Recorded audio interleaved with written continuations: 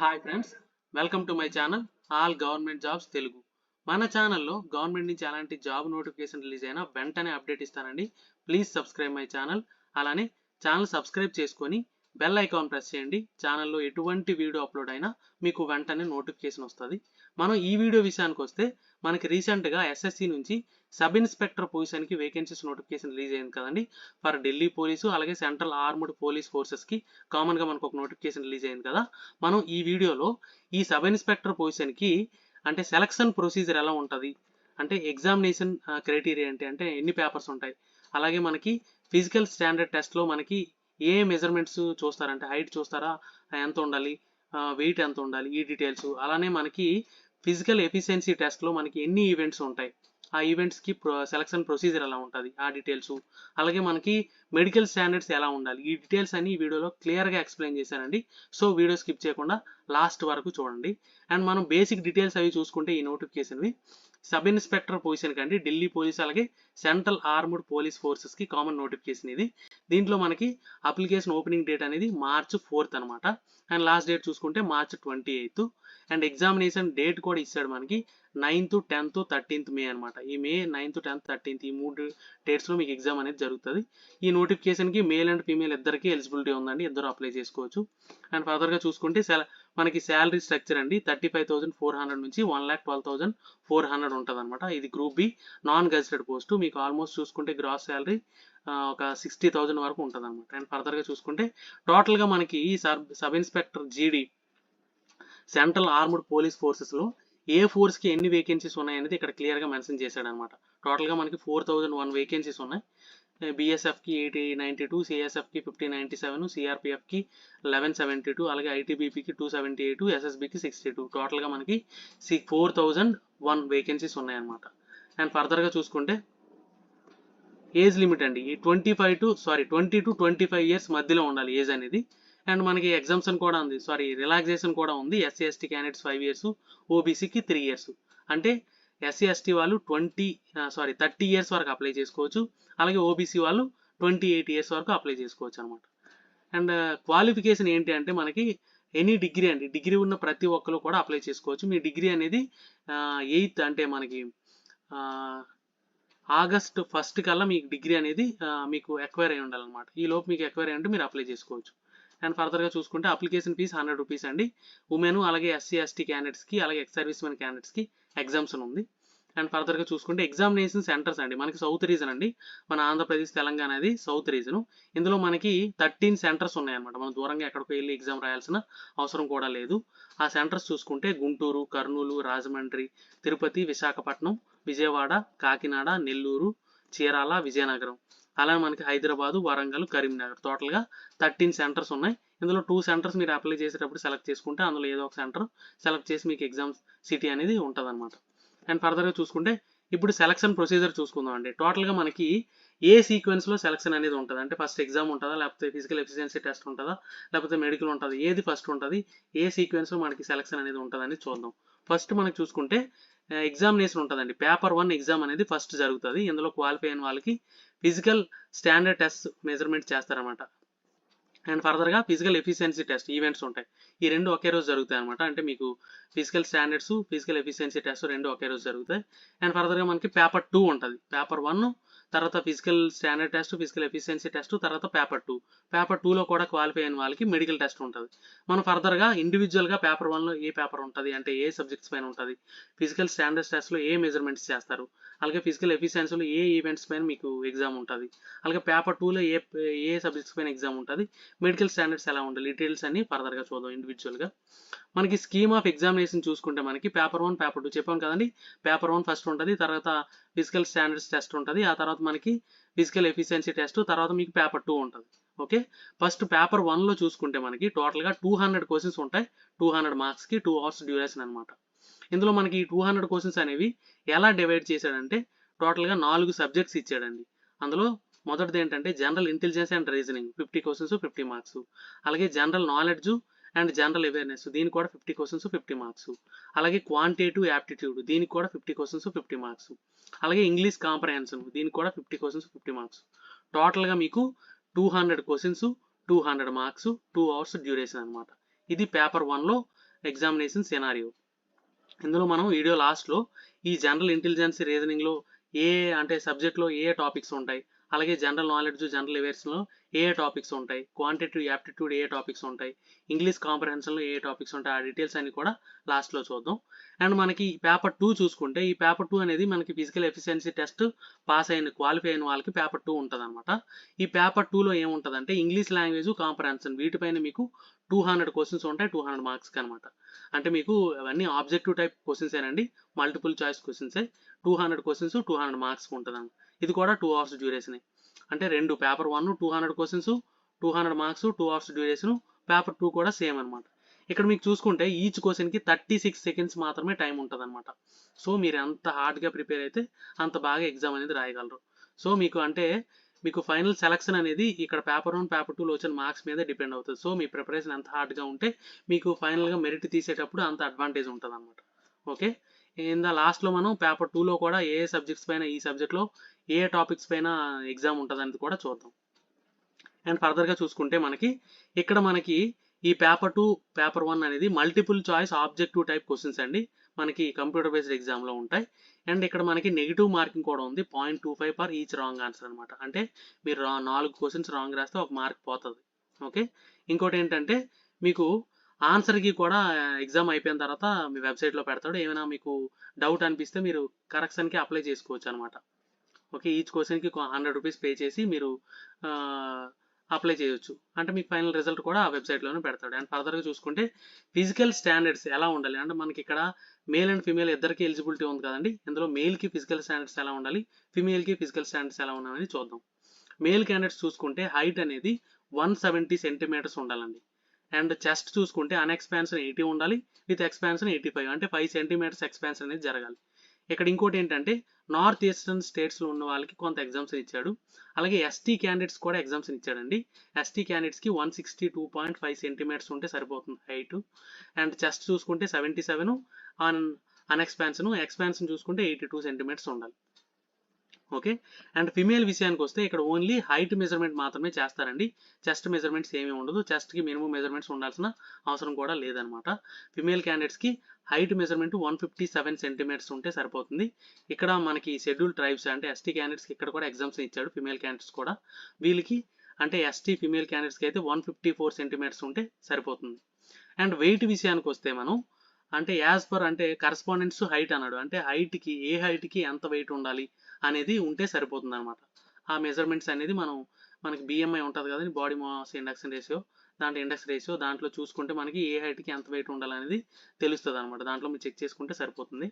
And ఫర్దర్గా చూసుకుంటే events అండి, physical efficiency test, physical measurements అయిన తర్వాత ఫిజికల్ ఎఫిషియన్సీ టెస్ట్ అని చెప్పాను కదా.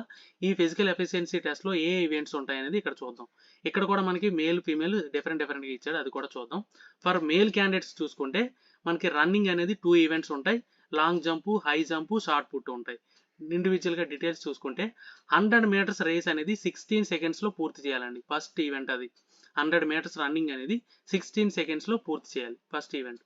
సెకండ్ ఈవెంట్ ఏంటంటే మీకు 1.6 కిలోమీటర్స్ ఉంటాయి, అది 6.5 మినిట్స్లో మీరు ఫినిష్ చేయగలగాలన్నమాట. Okay, 1.6 kilometres. అలాగే మీకు లాంగ్ జంప్ ఉంటుంది, 3.65 మీటర్స్ లాంగ్ జంప్ చేయాలి. అలాగే హై జంప్ 1.25 మీటర్స్.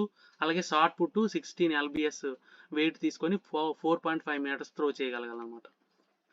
టోటల్గా మీకు 5 ఈవెంట్స్ ఉంటాయి, 2 రన్నింగ్, ఒకటి లాంగ్ జంప్, ఒకటి హై జంప్, ఇంకోటి షార్ట్ పుట్. టోటల్గా 5 ఈవెంట్స్ ఉంటాయి ఫర్ మేల్ క్యాండిడేట్స్కి. ఇక్కడ మీకు రన్నింగ్కి సింగిల్ ఛాన్సే ఉంటుంది, కానీ మీకు long jump high jump shot పుట్కి మాత్రం 3 ఛాన్సెస్ ఉంటాయండి. అంటే ఈ 3 ఛాన్సులు ఏ ఒక్క ఛాన్స్లో మీరు ఈ టార్గెట్ రీచ్ అయినా సరే మీరు క్వాలిఫై అయిపోయినట్టే.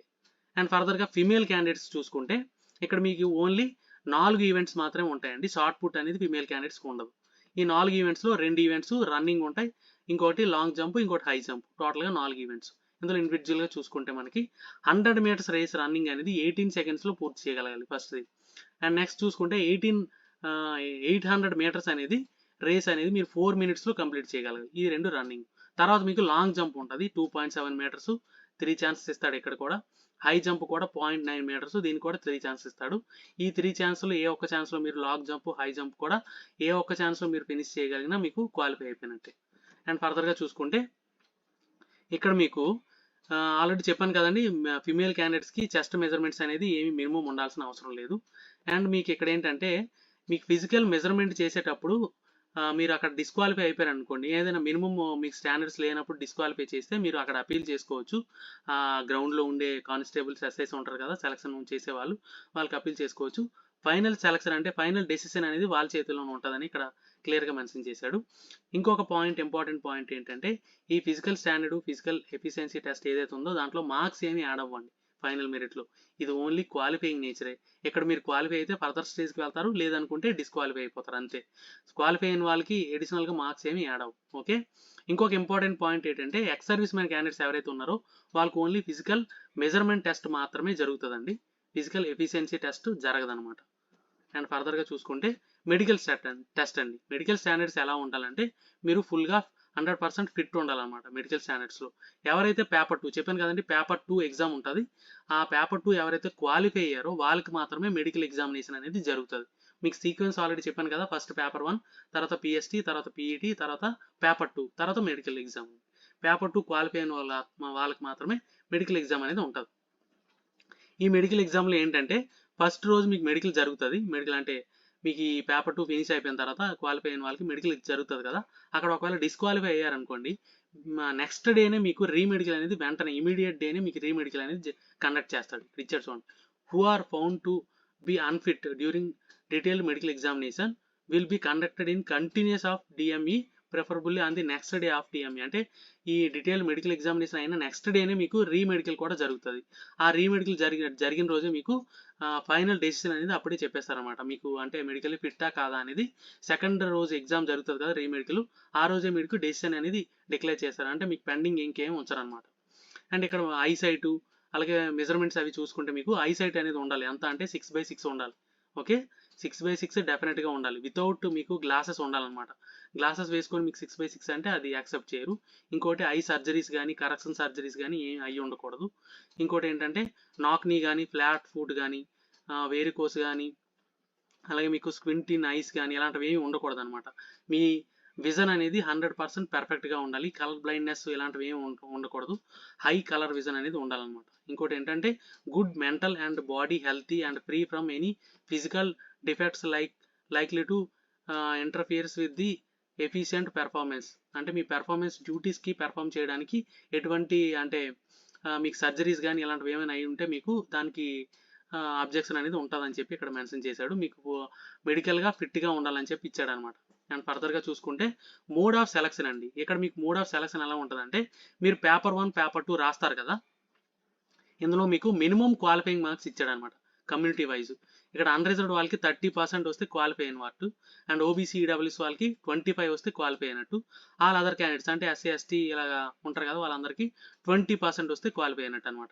ఇక్కడ ఈ స్టాండర్డ్స్ ఏంటంటే మినిమం క్వాలిఫైయింగ్ మార్క్స్ ఇవి వస్తే క్వాలిఫై అయినట్టు, అండ్ ఫర్దర్ స్టేజ్కి మీకు మిమ్మల్ని పంపించాలంటే ఇది మినిమం క్వాలిఫైయింగ్ నేచర్ అనమాట. అంటే పేపర్ 1లో మీకు వచ్చిన ఎగ్జామ్లో ఈ క్వాలిఫైయింగ్ వస్తే మీకు ఫిజికల్ ఎఫిషియన్సీ ఫిజికల్ మెజర్మెంట్ టెస్ట్కి పంపిస్తారనమాట. Okay, and further stage selection paper 2 ఉంటుంది కదా, ఈ పేపర్ 2లో కూడా సేమ్ మీకు వచ్చిన మార్క్స్ బట్టి ఫర్దర్ స్టేజ్ పంపిస్తారు. ఫైనల్గా మీకు మెరిట్ అనేది మాత్రం పేపర్ 1 పేపర్ 2లో వచ్చిన మార్క్స్ మీద డిపెండ్ అవుతుంది అనమాట. అది ఇక్కడ ఇచ్చాడు, ఫైనల్ మెరిట్ మాత్రం పేపర్ 1 పేపర్ 2లో వచ్చిన మార్క్స్ మీద డిపెండ్ అవుతుంది. అండ్ ఒకవేళ టై అయింది అనుకోండి, మీకు పేపర్ 1 పేపర్ 2 మార్క్స్ అనేవి టై అయ్యింది అనుకోండి, అప్పుడు మీకు సెలక్షన్ ఎలా ఉంటుందంటే total marks in paper 2, paper 2లో ఎవరికి ఎక్కువ మార్క్స్ వచ్చే వాళ్ళని తీస్తాడు. ఒకవేళ అది కూడా ఈక్వల్ అయితే డేట్ ఆఫ్ బర్త్ చూస్తాడు, ఎవరిది ఎక్కువ ఏజ్ ఉంటే వాళ్ళని సెలెక్ట్ చేస్తాడు. ఒకవేళ అది కూడా ఈక్వల్ అయితే మీ నేమ్ ఆల్ఫాబెటికల్ ఆర్డర్లో చూస్తారు, ఎవరిది ఫస్ట్ ఉంటే వాళ్ళని సెలెక్ట్ చేస్తాడు అనమాట. అండ్ ఫర్దర్గా ఇండికేటెడ్ డీటెయిల్ సిలబస్ చూసుకుంటే మనకి చెప్పాను కదండి, జనరల్ ఇంటెలిజెన్స్ అండ్ రీజనింగ్. ఇక్కడ మీకు verbal and non verbal questions ఉంటాయండి, coding decoding syllogisms analogy symbol classifications అలాగే సిరీస్ నెంబర్ సిరీస్ వీటిపైన మీకు క్వశ్చన్స్ ఉంటాయి. మీకు దీనికి ఆర్ఎస్ అగర్వాల్ బుక్స్ ఉంటాయండి, వెర్బల్ అండ్ నాన్ వెర్బల్ అని ఆర్ఎస్ అగర్వాల్ బుక్స్ ఉంటాయి, అవి ప్రిపేర్ అయితే దీనికి సరిపోతుంది. అలాగే మీకు general knowledge and general awareness చూసుకుంటే దీంట్లో మీకు జనరల్ డైరీ కరెంట్ ఈవెంట్స్ ఉంటాయి కదా, కరెంట్ ఈవెంట్స్ మీరు డైలీ న్యూస్ పేపర్లు రీడ్ చేయడం, ఇలాంటివన్నీ మంత్లీ మ్యాగజైన్స్ చదవడం, ఇలాంటివన్నీ చదివితే ఈవెంట్స్ అన్నీ మీరు కవర్ చేసుకోవచ్చు అనమాట. ఇదిగోండి, test will also include questions related to India and it's neighbouring countries especially pertaining to history culture Geography economics geology, అలాగే మీకు పాలిటీ, వీటిపైన మీకు క్వశ్చన్స్ అవి ఉంటాయన్నమాట. మీరు కరెంట్ ఈవెంట్స్, న్యూస్ పేపరు ఇలాంటివన్నీ చదువుకుంటే ఇది మీరు కవర్ చేయొచ్చు అనమాట. అండ్ మన అలాగే స్టాక్ జీకే ఉంటుంది కదా, హిస్టరీ, కల్చరు, జియోగ్రఫీ, ఎకనామిక్స్ ఇలాంటివన్నీ స్టాక్ జీకే కూడా చదువుకోవాలి. అండ్ ఫర్దర్గా క్వాంటిటేటివ్ యాప్టిట్యూడ్ అండి. ఇందులో మీకు అన్ని క్వశ్చన్స్ ఉంటాయి. మీకు అంటే మీరు 6th నుంచి 10th వరకు చదివిన క్వశ్చన్స్ అన్నీ ఉంటాయి అనమాట మ్యాథమెటిక్స్లో. క్వాంటిటేటివ్ యాప్టిట్యూడ్లో మీకు అంటే profit and loss, ratio, proportion, partnership, అలాగే alligation and mixture, time and distance, అలాగే టైమ్ అండ్ వర్క్, ఆల్జీబ్రా, వీటిపైన మీకు క్వశ్చన్స్ ఉంటాయి. దీనికి కూడా మీరు ఆర్ఎస్ అగర్వాల్ బుక్ ప్రిపేర్ అయితే సరిపోతుంది. అండ్ ఫర్దర్గా ఇంగ్లీష్ కాంప్రహెన్షన్ చూసుకుంటే మీకు ఇక్కడ ఓన్లీ గ్రామర్ ఉంటుందండి. మీకు ప్యాసేజ్ ఇస్తాడు, అవి అటెంప్ట్ చేయడం, ప్యాసేజ్ చదివి క్వశ్చన్స్ అటెంప్ట్ చేయడం, అలాగే మీకు గ్రామర్ మీద క్వశ్చన్స్ ఉంటాయి, వాటి మీద ఎగ్జామ్ ఉంటుంది అనమాట. ఇది మీకు ఇండివిజువల్ సిలబస్ అనేది ఇక్కడ ఉంది. అండ్ పేపర్ 2 చూసుకుంటే ఇక్కడ కూడా సేమ్ అండి. వెకాబులరీ, స్పెల్లింగ్స్, గ్రామరు, ఇదంతా మీకు గ్రామర్ మీద క్వశ్చన్స్ అని ఉంటాయి. యాంటోనిమ్స్, సినోనిమ్స్, వీటిపైనే మీకు ఇది 200 క్వశ్చన్స్, 200 మార్క్స్ అని చెప్పాను కదా పేపర్ 2 అనేది. ఇది ఓన్లీ మీకు గ్రామర్ మీద ఎగ్జామ్ అనేది ఉంటుంది అనమాట. టోటల్గా గ్రామర్ మీద క్వశ్చన్స్ అన్నీ ఉంటాయి. సో మీరు గ్రామర్ ఎంత బాగా ప్రిపేర్ అయితే అంత బాగా మీరు పేపర్ 2 అనేది రాయగలరు. ఓకే, ఇదండి details, full details selection procedure ఇది. ఏమైనా డౌట్స్ ఉంటే కమెంట్ చేయండి, డెఫినెట్గా క్లారిఫై చేస్తాను. వీడియో నచ్చితే లైక్ చేయండి, మీ ఫ్రెండ్స్కి షేర్ చేయండి, ఛానల్ని సబ్స్క్రైబ్ చేయడం మర్చిపోకండి. Thank you.